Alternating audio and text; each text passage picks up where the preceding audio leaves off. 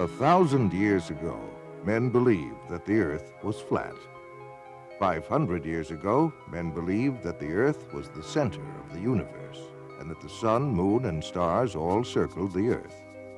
200 years ago, men believed that it was impossible for stones to fall from the sky because there are no stones in the sky.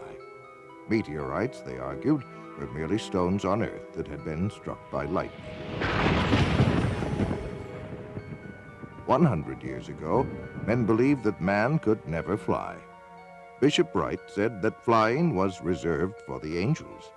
His two sons, Wilbur and Orville, later proved their father wrong. 50 years ago, Sir Harold Spencer Jones, the director of the Greenwich Observatory, predicted that man would never set foot on the surface of the moon. It's one small step for man, one giant leap for mankind. 30 years ago, stories about UFOs circling the globe and landing on this planet were considered hoaxes or hallucinations.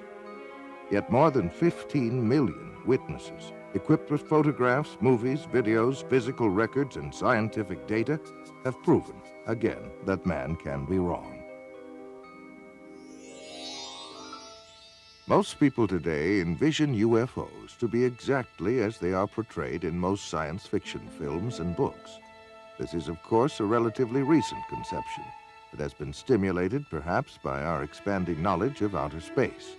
But strange sights appeared in the skies long before spaceflight or manned flight of any kind was possible.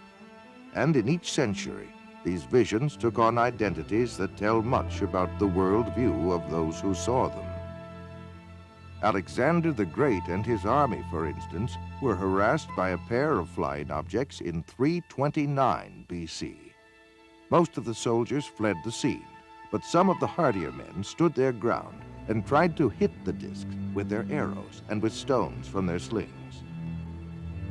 In 1492, just 4 hours before discovering land, Christopher Columbus saw a bright glowing object come out of the sky, go into the water, and travel slowly through the water very close to the ship that he was on.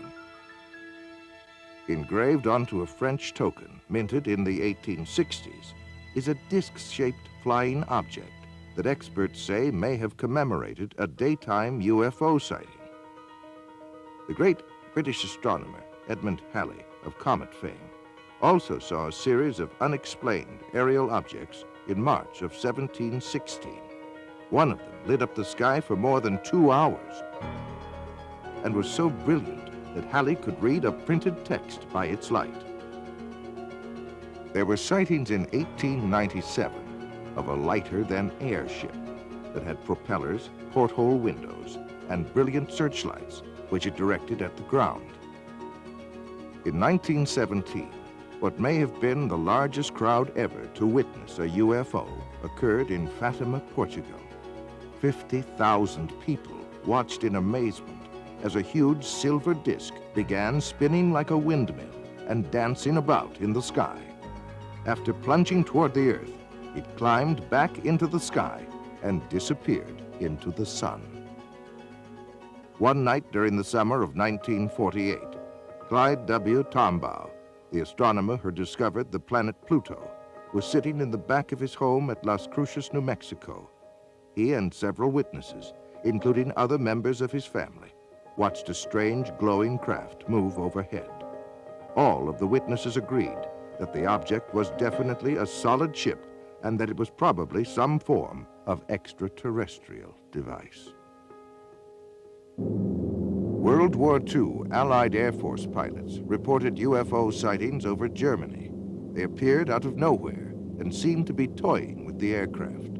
Military pilots termed them Foo Fighters, Foo being the French word for fire. Retired Air Force Major Paul Deutsch describes an encounter with his crew over Japan. The particular one that my crew saw was an orange-red color, and it paced our aircraft for miles and miles off the left horizontal stabilizer. We don't know how far off. It's very difficult to determine. And so the top gunner, who had control of all the guns in the back of this B-29 bomber fired a burst. The tracers were seen to go directly toward it, but nothing happened. It's at that time that I saw it.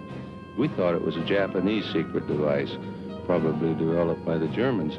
And I might add that the fellows over in the European theater thought it was a German device, and the Germans thought it was an Allied secret weapon, and everybody thought it was somebody else's. No one knew what it was. On December 5th, 1945, a squadron of 5 Avenger torpedo bombers with 14 experienced crew members flew out of Fort Lauderdale Naval Air Station in Florida. It was a short, routine flight. Each plane had a full load of fuel, and weather conditions were excellent. But something strange happened. The flight leader called in and reported not having any sense of direction. Air Control then ordered the squadron to head due west. The leader, with alarm in his voice, then said, "We don't know which way is west. Everything is wrong, strange. We can't be sure of any direction. Even the ocean doesn't look as it should." He then stated that weird, unidentified aircraft were closing in on them. His radio went dead. All 5 planes disappeared without leaving a trace. A giant Martin Mariner with a crew of 13 was dispatched to search for the 5 missing planes. It had the capability to land on the roughest of seas, but this plane also disappeared into the grim silence of the Atlantic. What followed was the greatest search operation in history. For 5 days, an armada of 300 planes and 21 ships crisscrossed the sea and sky, but no trace of the 6 aircraft or 27 crew members were to be found. To this day, it remains a mystery as to what happened. Some believe the mystery may be found in the UFO phenomenon, wherein lie a number of questions. Could UFOs possibly be real? If so, what intelligent forces are behind them? What are their intentions? Are they hostile, friendly, or merely curious? Where do they come from? Do they originate on Earth, or do these machines and creatures come from somewhere out among those mysterious winking stars in the black vastness of space? Orson Welles comments. The discovery of just one bacteria on Mars, or any other body of the solar system, would indicate that the whole chain of evolutions, cosmic, chemical, and biological, is at work everywhere. In that case, the creation of life anywhere in the universe would be more the rule than the exception. In that case, there may be other intelligent civilizations capable of communicating with us. The dream of this so-called natural event began on October 12, 1992, when NASA's SETI program, Search for Extraterrestrial Intelligence, began a 10-year, $100 million project whose sole purpose is to seek the answer to a single question: is man alone in the universe? The centerpiece of the SETI program is the Arecibo radio telescope in Puerto Rico. Its 1,000-foot-wide antenna dish makes it the most powerful telescope in the world, with the effective power of 20 trillion watts. It is manned by more than 100 physicists, astronomers, computer programmers, and technicians who are staring at control panels in hopes of discovering radio waves that were created by intelligent beings. But why all of this special attention to the search of intelligent life beyond Earth? Some would argue that it is the byproduct of what has become known as the modern flying saucer era, which began on June 24, 1947. Kenneth Arnold, a 32-year-old Boise, Idaho businessman, was flying his single-engine plane over the Cascade Mountains of Washington. Arnold tells his story. I had reached the altitude of about 9,200 feet when a very brilliant flash lit the sky around me and actually lit up the airplane that I was flying. And I could see way off to the right, coming in the vicinity of Mount Baker, a whole chain-like string of aircraft coming at a tremendous speed. I could see plainly that They didn't have any tails. I had never seen aircraft of that kind, and I made a quick judgment that they must be approximately 100 foot in their wingspan. And the first unit or first craft flew at a higher altitude than the last. And of course, this is completely reversed from our normal flight patterns. I had a good fix with Mount Adams, and I thought I'd try to clock their speed between Mount Rainier and Mount Adams. Arnold estimated the speed of the craft at an astounding 1,700 miles per hour, nearly 3 times faster than any jet he had ever heard of. He was asked by a reporter to describe the mysterious objects. You know, they would skip and sail and give off these flashes, and you take a saucer and you skip it across the water, and it's erratic, and this is how the name Flying Saucer was born. This was the day, June 24th, 1947, that marked the beginning of what is known as the modern flying saucer era.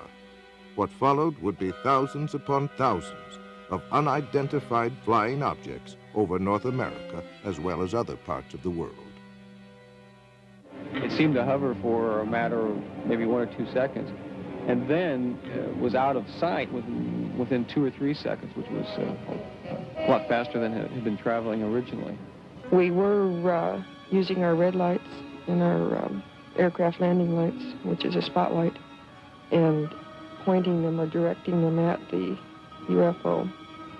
And it was reacting to it audibly on occasion, and it did make a movement towards the lights. As we turned the light off, then it would return to its original position and remain stationary again, but it was reactive to the lights. I judged it to be at least 150 feet across it. It was saucer-shaped with a high dome. It was very shiny underneath. It was a porcelain-type finish. And I was getting a tremendous shock all over my whole body. My hair was standing up, and I had electrical static feeling over my hair on my arms and my head. I thought it was doomsday. He was standing at the doorway screaming at me to get up. We got to get out of here. It's going to get us. And I looked out there, and it was pitch black when I first looked. And by now, he's got a hold of me, and he's shaking me, and he's screaming at me, which Bill doesn't scream. I mean, he's just hysterical is the way I can explain the way he was. And he keeps telling me, we got to get the kids out of here. It's going to get us. And I didn't see anything. So I looked again, and all of a sudden, I saw this like a real bright light. And I still didn't know what I was looking at. I didn't know what had scared him. But after looking at the way he was and looking at what I saw, I knew I better listen to him. So I went down the hallway and grabbed my daughter. And I came back to the hallway and went out the front door, and he had grabbed our son by then. When he came back up the second time, I felt like death was at hand. I figured this was it. And as soon as it touched down, then the whole area just lit up. You couldn't see anything inside, but you could see the outline of the whole object. It was going through the sky. Not really, it didn't seem to be going really fast.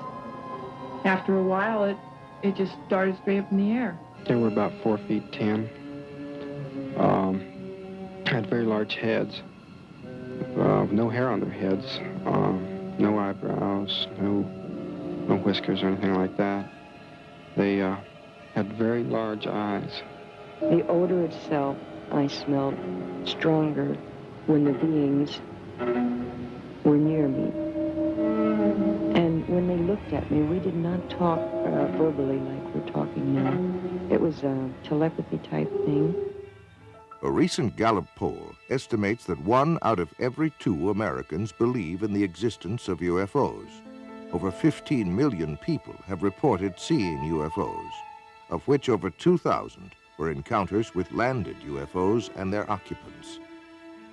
UFOs have been fired upon by jet fighters and anti-aircraft missiles, but with no effect. They give off powerful electromagnetic charges, often causing the breakdown of engines and electrical circuitry. They evoke strange and fearful reactions in animals and frequently cause profound psychological disturbances in humans. They have the ability to materialize as if from nowhere, but more often vanish into thin air in the midst of a sighting. Both human eyes and radar instruments have observed unbelievable aerial maneuvers, such as 90-degree turns of several thousand miles per hour, and have been clocked at speeds up to 16,000 miles per hour. There can be no longer any doubt, even to the most ardent skeptic, that UFOs exist. The question is, where do they come from? If they come from another galaxy, then they would come from at least 2 million light years away. Even traveling at light speed, 186,000 miles per second, it would take 2 million years to get here. But suppose that UFOs come from some distant star in our own galaxy.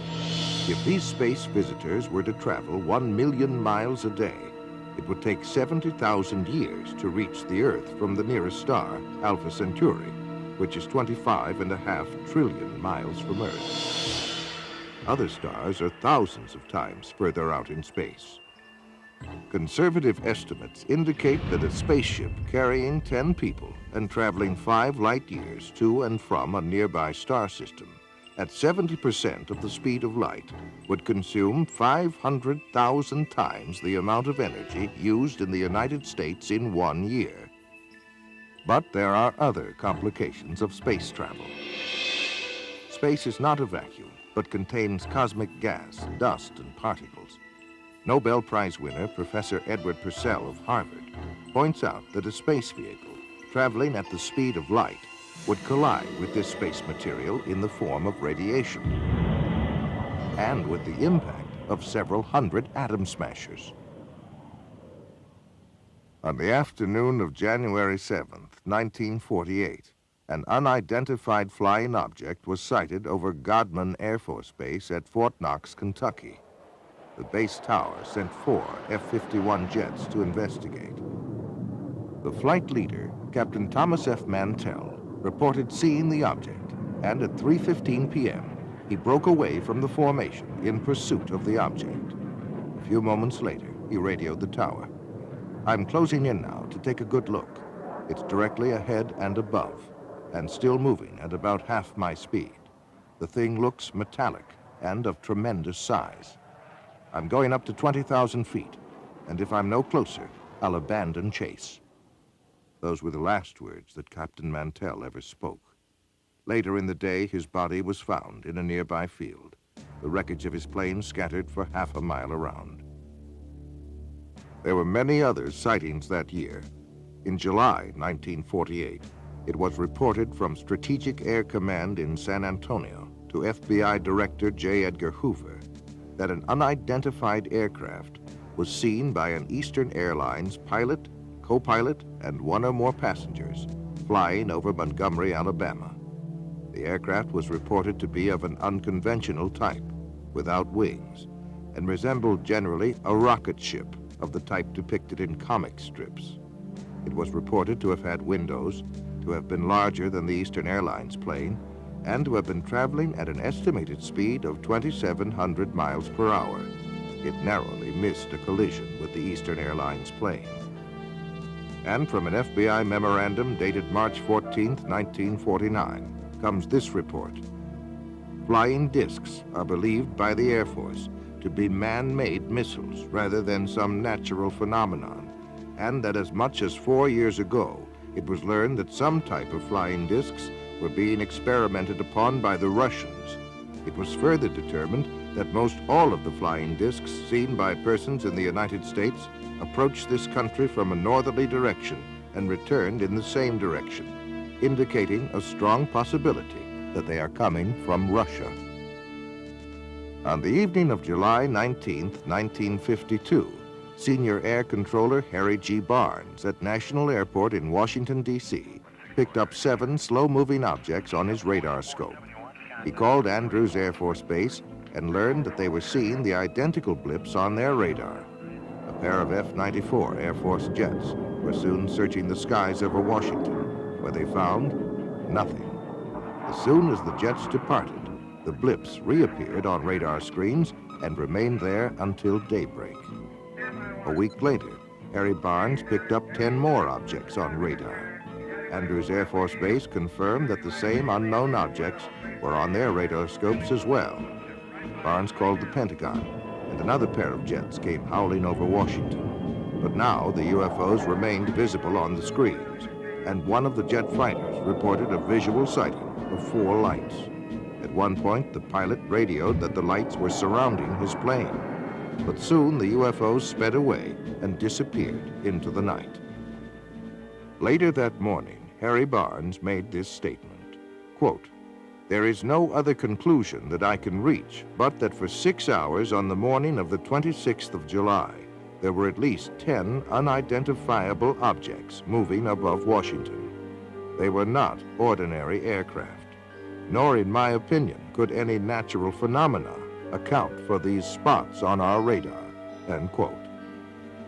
The Pentagon was inundated with questions from the press, and President Harry Truman asked Secretary of Defense Forrestal to find out what in the world, or out of it, was going on.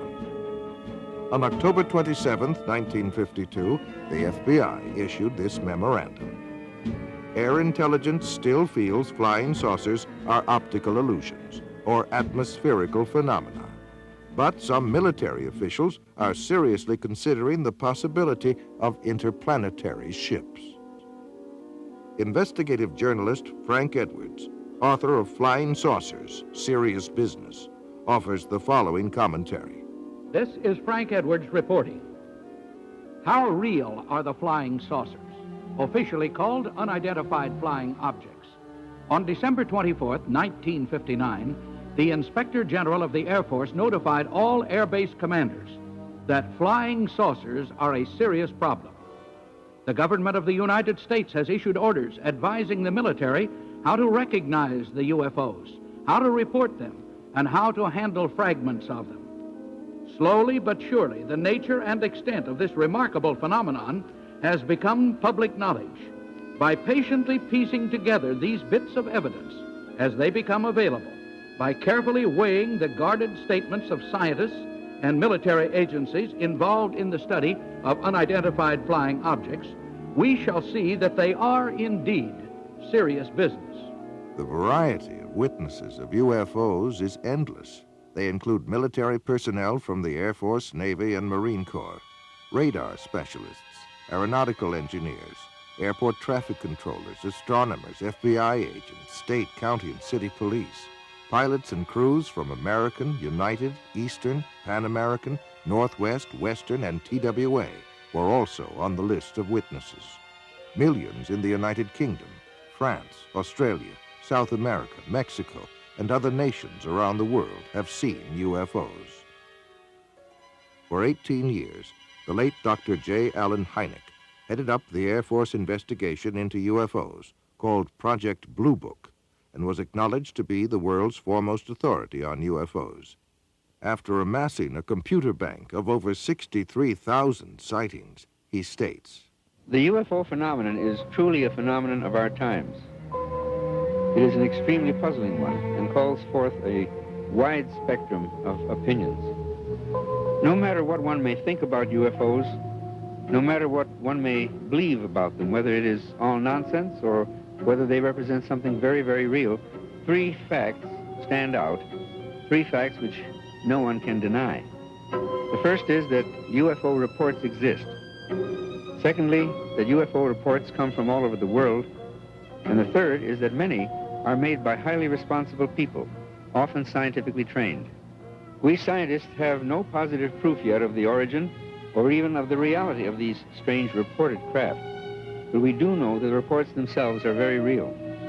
To find the answer to this magnificent scientific puzzle, the UFO phenomenon, we need to approach it with a truly open mind so we can explore all possible avenues of explanation." Among those who claimed to have seen UFOs was Senator Barry Goldwater, who said, quote, "Flying saucers, unidentifiable flying objects, or whatever you want to call them, are real," end quote.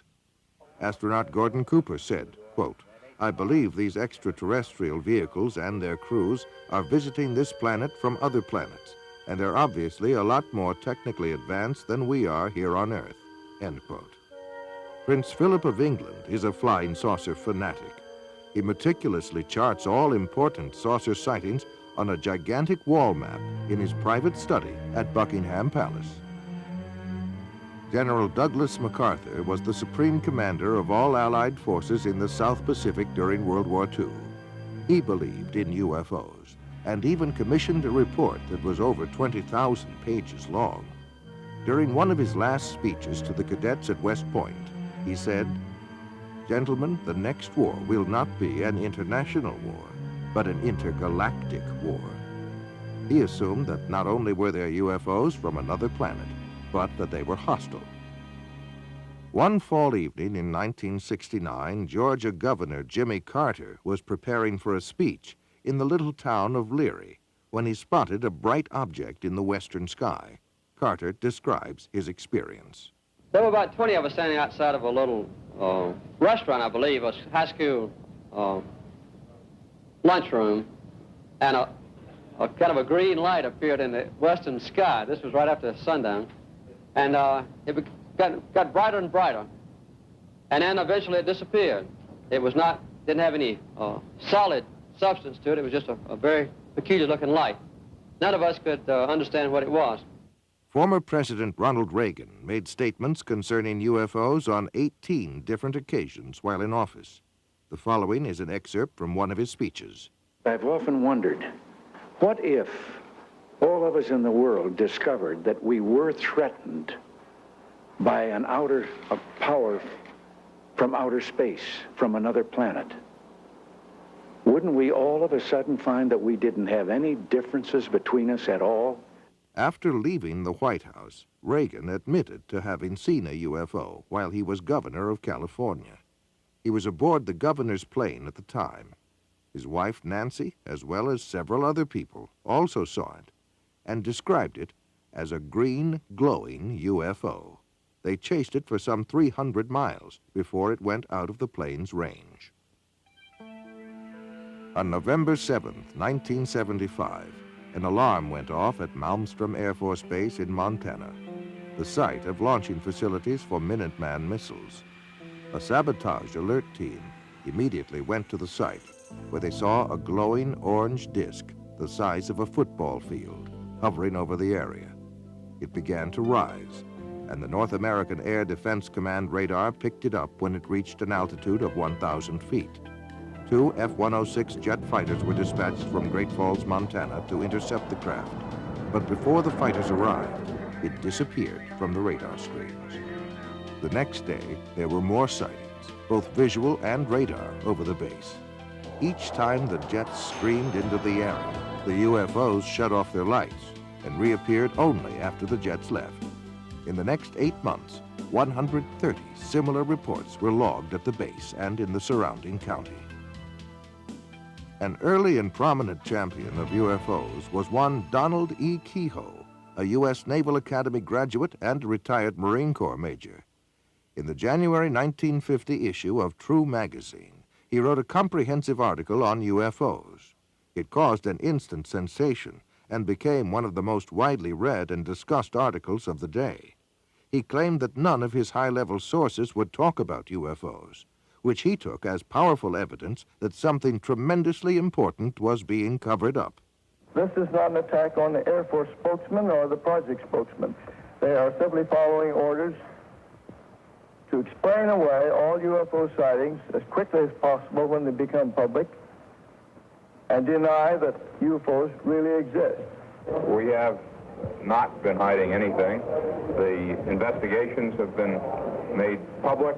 The explanations of those where there is a clear explanation have been made public. He later became director of the National Investigation Committee on Aerial Phenomena, where he questioned many governmental agencies about their possible involvement or knowledge of UFOs.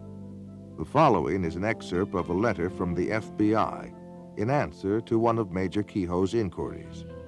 In response to your letter of September 22, 1958, this Bureau does not have information on unidentified flying objects which can be released. This does not imply that this Bureau has information concerning unidentified flying objects which cannot be released. Possible communications with extraterrestrial vehicles from another planet, should the unidentified flying object prove to be an extraterrestrial, is not a function of the Federal Bureau of Investigation. Signed, John Edgar Hoover, Director of the FBI. There are 6 distinct categories of sightings. Close encounters of the first kind refers to a mere sighting of an unidentified flying object. Close encounters of the second kind includes both the sighting of a UFO as well as tangible proof of the craft having been there, such as marks on the ground, the scorching of grass, or the interference of electrical circuits. Close encounters of the third kind is the direct confrontation with a space being or entity sometimes called a humanoid. Close encounters of the fourth kind involved alleged abductions by UFOs, where people claim to be involuntarily taken on board a UFO, usually for experimental purposes. Close encounters of the fifth kind involve contactees, or those persons who claim to be in personal contact with UFO entities, usually through metaphysical or occult means. Close encounters of the sixth kind include injuries or deaths resulting from a UFO close encounter.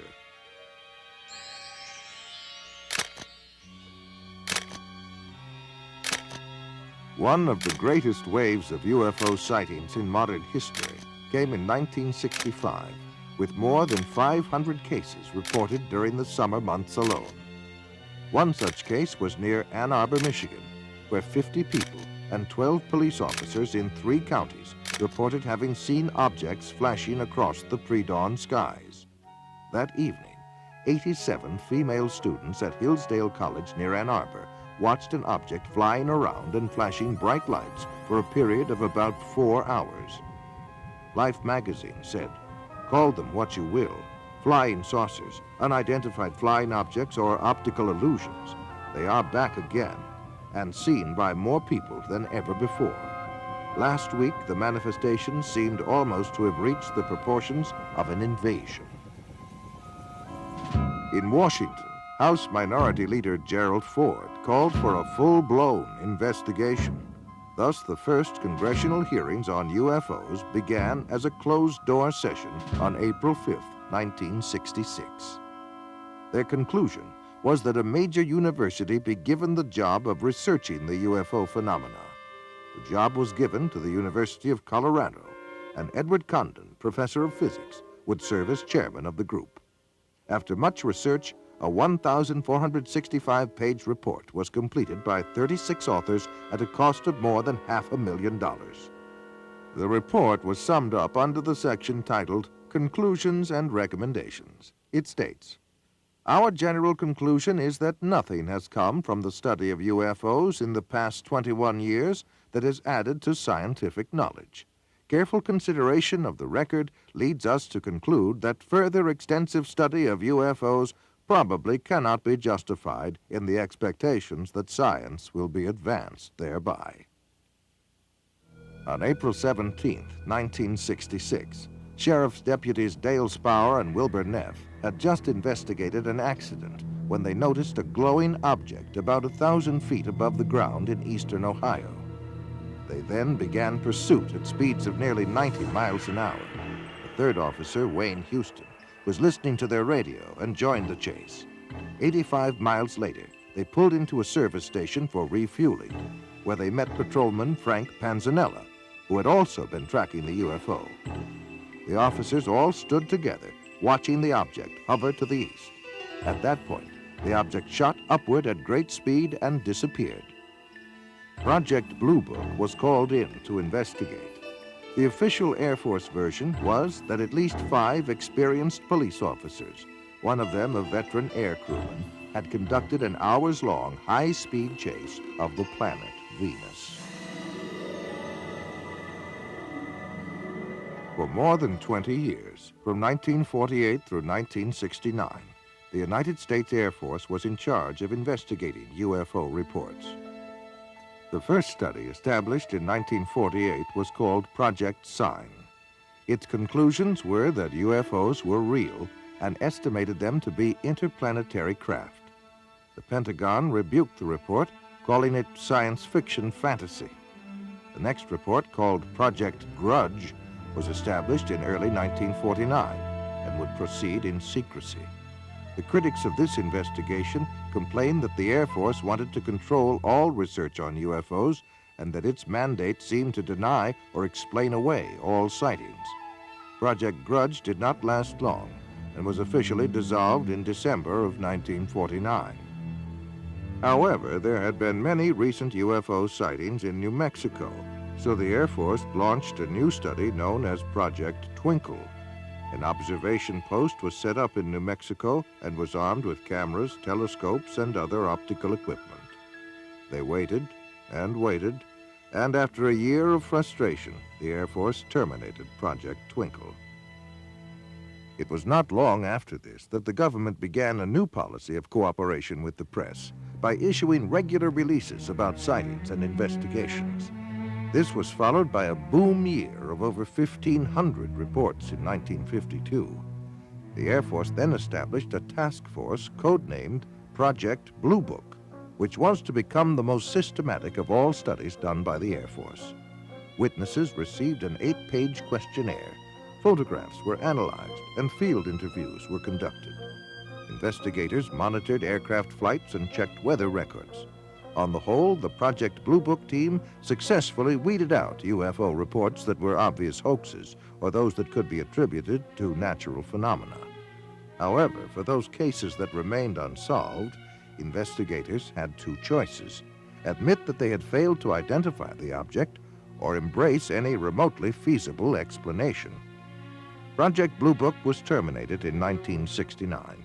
It concluded that little, if anything, has come from the study of UFOs, and that the least likely explanation of UFOs is the hypothesis of extraterrestrial visitations by intelligent beings. On the evening of October 25, 1973, a young Pennsylvania farmer, Stephen Pulaski, and at least 15 other witnesses saw a bright object hovering over a field near them. Stephen grabbed his rifle and went to investigate. It was then that he noticed something walking along by the fence. They were hairy and long-armed, with greenish-yellow eyes, and a smell like burning rubber was present. Stephen sensed that these creatures were not friendly and fired a tracer bullet over their heads. And when they kept on coming, he fired directly at one of them. The creatures then all disappeared into the woods, and the glowing object disappeared from the field instantaneously. UFO researchers as well as a state trooper were called in to investigate. When they arrived, the people there told them that Stephen had been growling like an animal and flailing his arms. His own dog ran toward him, and Stephen attacked the dog. Stephen then collapsed, and after a time began to come to his senses. The entire group commented on the nauseating, sulfur-like odor that was present. One of the earliest references to a spacecraft is probably that found in an ancient Egyptian account, some 1,500 years before Christ. One of the characteristics of that craft was the foul odor that emitted from it. The Amityville Horror was based on a factual account of what happened to a family in Amityville, New York. An irritating and nauseating odor seemed to accompany the presence of the ghost or spirit entity that entered there from time to time. Whitley Strieber wrote of his abduction experiences in his book, Communion. He said he could smell their presence and that it smelled like sulfur. On October 11th, 1973, Charles Hickson and Calvin Parker were fishing when a strange craft descended and hovered near them. Parker passed out, and Hickson was paralyzed, but was able to continue observing what was happening. Two entities then emerged from the craft and picked Hickson up by his arms and carried him inside the ship, where he was thoroughly examined. He was then taken back to where they had been fishing on the riverbank. When the two fishermen went to the sheriff's office to report their story, they were interrogated and then left alone in a room with a hidden microphone. The recording of their conversation revealed that both men were quite frightened by their experience. The emotional trauma had been so great to Parker that after Hickson left the room, he began to pray. Ultimately, he suffered a nervous breakdown as a result of his experience. In the spring of 1959, UFOs brought panic to Soviet radar and Air Force personnel by hovering and circling for more than 24 hours above Sverdlovak, headquarters of a tactical missile command. Red fighter pilots were ordered airborne to chase the UFOs away, but later reported that the alien objects easily outmaneuvered their jets and zigzagged to avoid their machine gun fire. The Russian spacecraft Salyut 6 returned to Earth in 1978 after 96 days in orbit. They told of a formation of UFOs which trailed them closely for 3 complete orbits around the globe. One of their cameras captured 20 minutes of incredible motion picture footage of this encounter. According to a previous mutual agreement, the Russians forwarded copies of the film to the United States to be analyzed. Unofficial statements from NASA state that it is the best motion picture footage ever filmed of UFOs. The foremost Russian authority on UFOs, Dr. Felix Zeigel, contends that UFOs may have frightened, harassed, and possibly even killed Russian cosmonauts on their missions. T-minus 25 seconds. 20 seconds and counting. T-minus 15 seconds. Guidance is internal. 12, 11, 10, 9. Ignition sequence start. 6.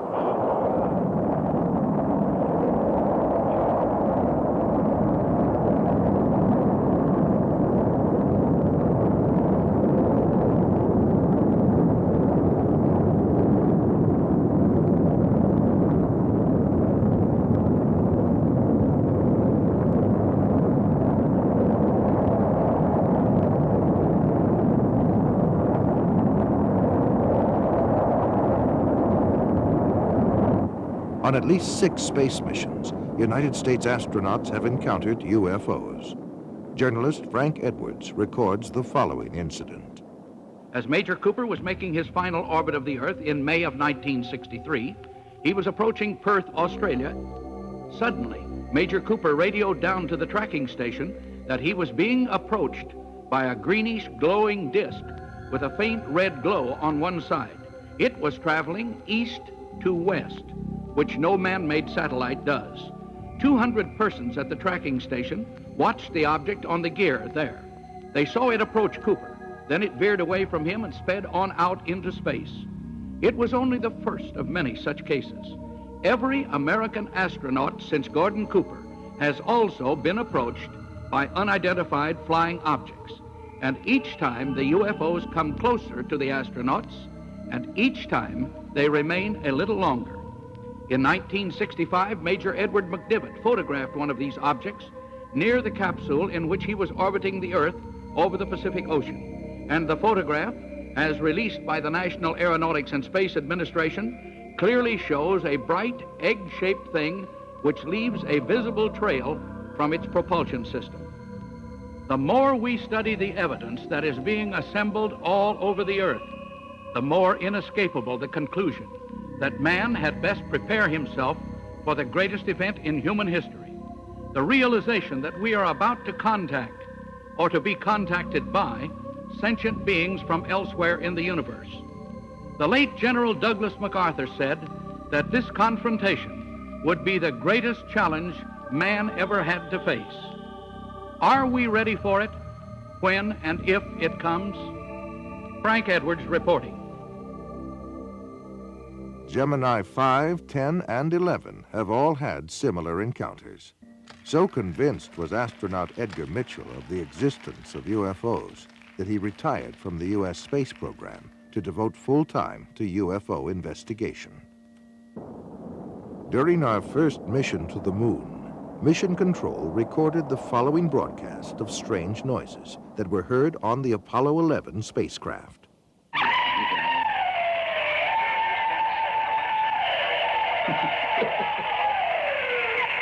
This is Apollo Control. Still no explanation. The weird noises emanating from Apollo 11, if indeed it is from Apollo 11. Perhaps it'll all shake out later in the mission as to what these strange noises are.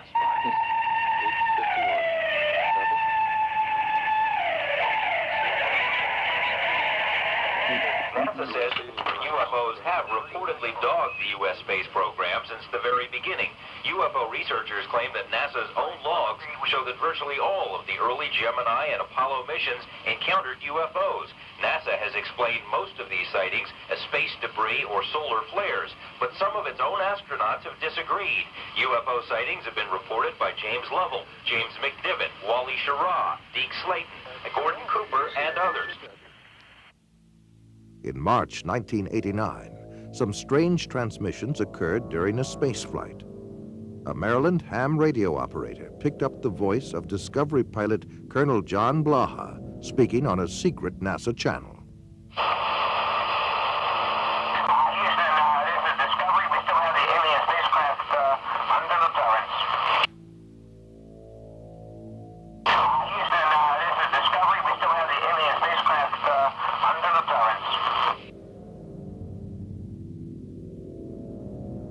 Dr. J. Allen Hynek explains one alternative theory that we might be dealing with something from another dimension. One of the most intriguing aspects of UFO sightings is their apparent isolation in space and time. Sightings are usually made in one place at a time and last for short periods, sometimes appearing out of nowhere and vanishing into nowhere. This is much more suggestive of a parallel reality than, let's say, visits from some faraway planet, in which case we might expect them to stick around for a while. The British journal Flying Saucer Review was established in 1955 and is widely recognized as the leading UFO publication in the world. It is authored by over 50 experts worldwide who conduct major UFO investigations. Yet an official statement by editor Gordon Creighton is most amazing. Quote, "There seems to be no evidence yet that any of these craft or beings originate from outer space." End quote. Close encounters of the fourth kind are by far the most frightening. Those who claim to have been abducted by aliens and taken against their will. Perhaps the most famous case was that of Betty and Barney Hill. Their story began on the night of September 19th, 1961. As they were returning to their New Hampshire home from a vacation in Canada. They saw a distant point of light which seemed to move erratically. As it moved closer, it became more intense. Betty Hill remembers. This craft left the top of the mountain, came out of the highway, and stopped in midair. Barney took the binoculars and started out of the car in an attempt to identify the craft. And as he did this, he saw a group of figures standing in the windows looking down at him. One was saying to him, "Don't be afraid. Keep looking, stay there. Don't be afraid. No harm's going to come to you, but stay there." And the craft started to descend. And Barney ran back to the car saying we had to get out of there. They were going to capture us. And we took off speeding down the highway. They made it home without further incident, but in the days and months that followed, they experienced nightmares, flashbacks, and extreme anxiety. They were also unable to account for more than 2 hours between the time they first encountered the UFO and the time they reached home. Where had the missing time gone? What had happened? They sought out a psychiatrist, and through hypnosis, Betty and Barney Hill narrated a tale much stranger than the one that had been lodged in their conscious minds. Barney put on the brakes, the car motor died. They separated, came up on each side, took us out, took us in a path through the woods, took us on board, gave us physical examinations. We were being kidnapped. Betty Hill remembers being able to offer a detailed description of her alien abductors. They were all shot. The leader, I would say, was my height, or just a little taller than I am, and I'm 5 foot. They were bald, no hair, no eyebrows, no eyelashes, and no earlobes, no ear, we could say. Very large eyes, very small, flat nose, thin slit for a mouth. Betty Hill said that they were most interested in human sexuality and that they communicated through a form of telepathy that sounded like a voice loud and clear inside their heads. Bud Hopkins has written several books on UFOs, including Missing Time and Intruders. He is one of the foremost experts on abduction cases otherwise known as close encounters of the fourth kind. And now we've come to the conclusion that abduction, of their involvement with human beings, that this is the center of the entire UFO phenomenon, and that actually when people have UFO sightings, it's very possible that what they're seeing is something on its way to or from an abduction of somebody. They're not just flying around up there, they are interested very profoundly in human beings. Whitley Strieber claims to have been abducted by alien beings on more than one occasion and wrote of his experiences in his best-selling book, Communion. I've had, since I wrote Communion, over 55,000 letters from people around the world who've had this similar things that think they have happened to them, and we still get about 200 a week. The Intruders Foundation and the Fund for UFO Research show that 1 out of every 50 American adults, 3.7 million people, indicate that they may have had an abduction experience with an unidentified flying object. I remember my mother was taken in a Jeep and that I was there with a UFO. There was a beam of light that came down and I was beamed onto the ship. These experiences sound crazy. It sounds impossible. It is impossible according to our physics, but we often use hypnosis to help flesh out all the recollections. A top scientist, Dr. Leo Sprinkle, conducted a 5-year study of 82 persons who reported UFO experiences. Most of them were able to relive the experience through hypnosis, and all suffered severe psychological disturbances afterwards. They claimed to have been taken inside spaceships and examined by humanoids who communicated telepathic messages to them. Dave Hunt is an investigative journalist and has authored 18 books. His research and consulting expertise takes him around the world. Cal State University, Long Beach. And again, I forget the names of the scientists there who were working on this, and this is a number of years ago now. They did research, and they took people at random. And unless you're going to say everybody's been abducted, they took people at random and who had no such idea, no indication they'd ever been abducted. And they hypnotized them, took them into a deep state, then suggested that they were being approached by a UFO, asked them to describe it. Their description was the same as the others. They suggested, you're being taken aboard, or what do the entities look like? And they came up with similar descriptions. And then when they're taken aboard, they're, what's happening to you? I'm getting a medical examination, you know, or... In his book, Secrets of the UFOs, ufologist Don Elkins made the following observation. I have found that some people can achieve the contact phenomenon simply by being hypnotized, and the same general message permeates over 90% of the millions of words received by thousands of people around the world. No one knows what hypnosis is. No one knows what goes on in the mind. It's an altered state of consciousness like yogis and witch doctors have been practicing. It loosens the normal connection between your spirit and your brain, and of course if the hypnotist can control you, make all kinds of suggestions, make you think things are happening that are not happening, make you think you have powers that you don't, experiences that you haven't, even implant memories. Other beings, if there are other minds out there, they could also do the same thing.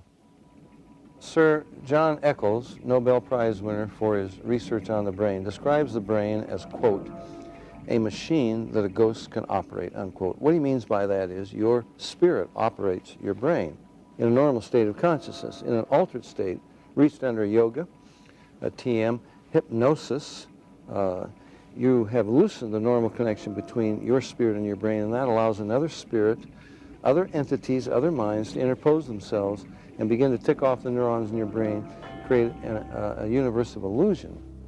I believe that it's demonic. I think all of the evidence indicates this. Some people claim that by allowing themselves to be put into an hypnotic trance, they are acting as a channeling device in which the extraterrestrial being speaks through them. The following is an actual sampling of those messages. We come from the Interplanetary Confederation of Solar Systems, and our purpose is to aid our brother man on the planet Earth as the new age dawns. The teacher that was known to you as Jesus was able to use many more of the abilities than the people of this planet. Unfortunately, man upon planet Earth has misinterpreted the meaning of this man's life. He was no different from any of you. He was simply able to remember certain principles. These principles may be realized by anyone at any time. It is only necessary that you avail yourself to our contact through meditation in order to begin to re-realize that which is rightfully yours, the truth of the creation and the truth of your position in it. Know ye not that ye are gods? We have been puzzled at times by the inability of the people in general of this planet to be awakened to this simple truth. We find that the state of hypnosis brought about by the evolution of thought of the people of this planet is so great that it is necessary for him to maintain a constant awareness of his spiritual nature with meditation. Man is now in the transitional period before the dawn of a new age. With peace, love, brotherhood, and understanding on man's part, he will see a great new era begin to dawn.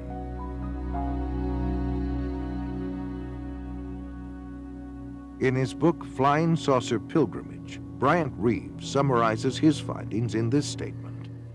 From our analysis, the teachings of the space beings appear to support many of the principles taught in Oriental philosophy by seers of the Far East. UFO researcher John Weldon then offers this question. How credible is it to think that literally thousands of genuine extraterrestrials would fly millions of light years simply to teach New Age philosophy, deny Christianity, and support the occult? And why would the entities actually possess and inhabit people just like demons do if they were really advanced extraterrestrials? Dr. Pierre Guérin, an eminent scientist associated with the French National Council for Scientific Research, concludes that UFO behavior is more akin to magic than to physics as we know it, and that modern UFOnauts and the demons of past days are probably identical.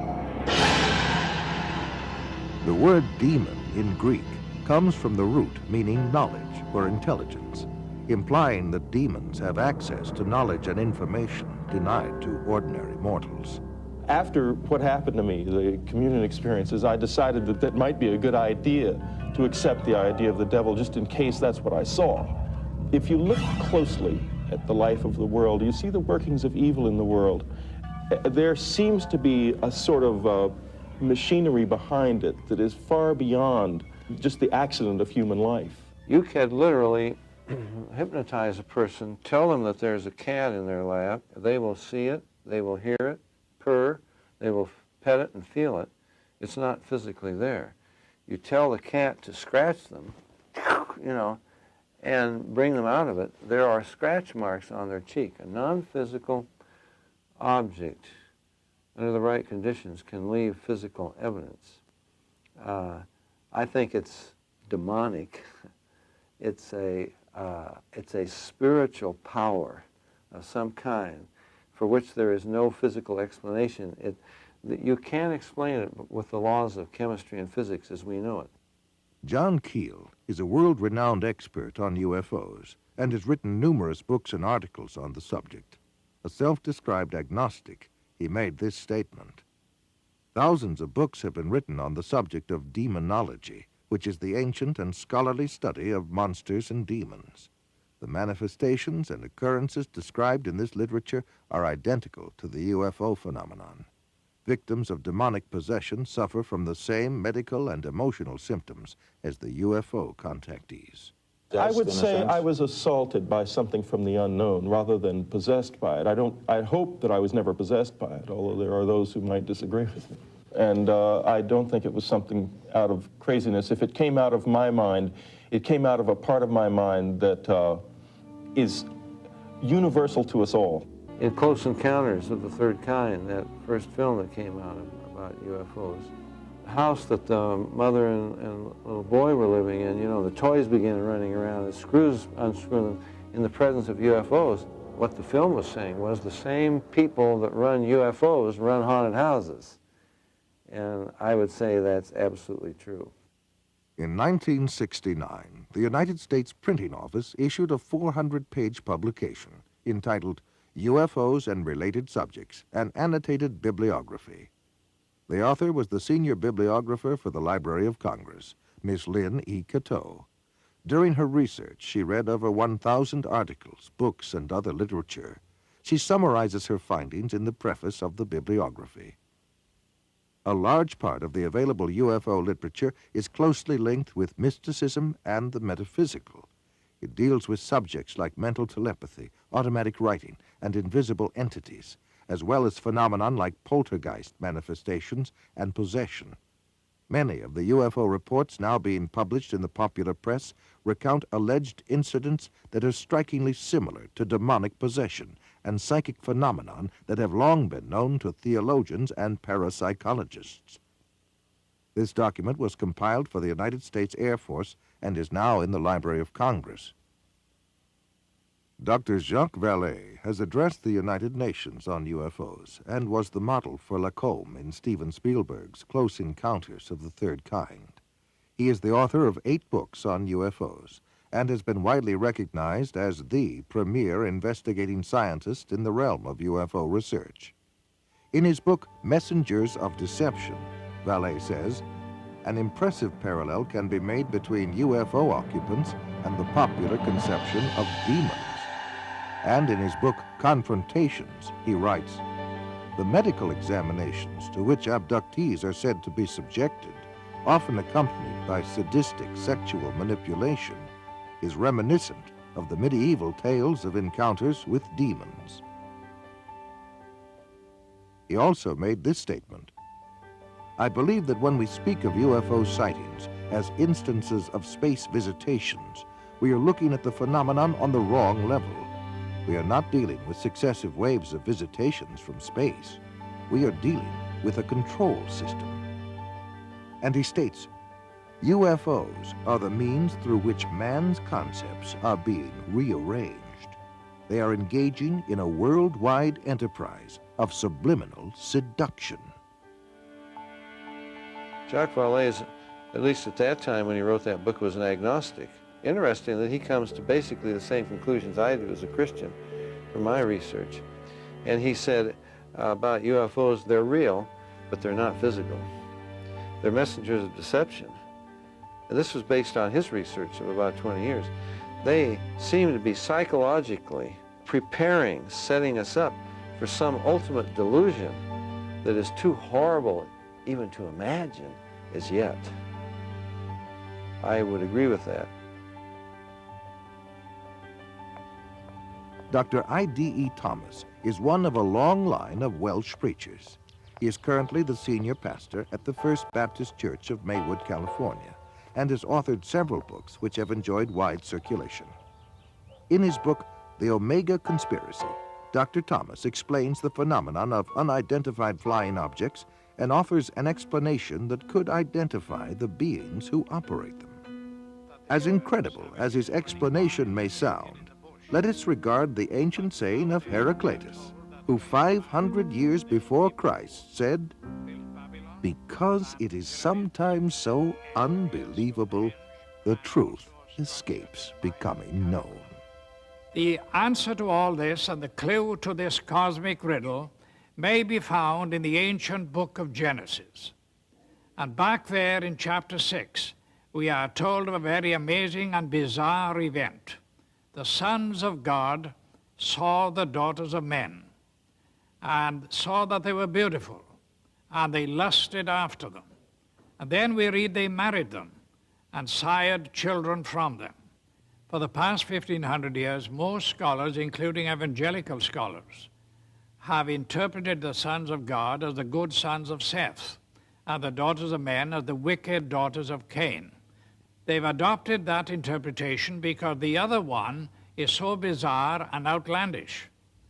The ancient interpretation, and in my opinion the correct one, is that the sons of God were demonic beings or fallen angels, and that they came down to earth, they lusted after the daughters of men, they married them, and produced this amazing progeny, this hybrid progeny of the Nephilim. And the very word Nephilim does not mean giants. It comes from the root Nephal, fallen ones. The early Christian fathers in the first 4 centuries, men like Irenaeus, Tertullian, Ambrose, for 400 years they knew no other interpretation except that the sons of God were angelic beings. Josephus, the cosmopolitan Jewish historian, says the same thing. We read in the book of Job that when God laid the foundation of the earth, the sons of God shouted for joy. Obviously, the sons of God could not be human beings. Adam had not been created. If this was a case of just mixed marriages between good men and wicked women, it is surprising that God should have issued the fire of judgment that he did. God took this stern action of wiping out the human race. Now, the only family that were left intact in order to re-establish, repopulate the new world was the family of Noah. Noah, we are told, was perfect in his generations. The word perfect does not mean, in this case, morally perfect, because we know from the story of Noah, and especially what happened after the flood, that Noah was not perfect. What it means is like a lamb for the paschal sacrifice, that lamb had to be without blemish, physically pure, without blemish. So it seems was the case of Noah, the only family that remained uncontaminated from these strange beings that appeared from space. The only line that was pure and clean from God's standpoint to start a new world and a new civilization. Jesus said, as in the days of Noah, so in the days of the coming of the Son of Man. Of all the patriarchs and prophets of the Old Testament, the key to prophecy above all others is Noah. And something happened in the days of Noah that was a distinctive characteristic of Noah's time that didn't happen before or after. Wars and famines and pestilences and natural disasters have always happened. But something happened in the days of Noah, and the most sinister and bizarre of all the things that happened was this intermarriage between the angelic race and the human race. And of course, the mastermind behind it all was another angel, a fallen angel, Lucifer. Now, we believe that as they came in those days, we may very well be on the edge of another invasion from outer space, that Satan will once again make another attempt, maybe the final assault on the human race, in order to wean men and women away from the worship of God. He has tried before, he will inevitably try again.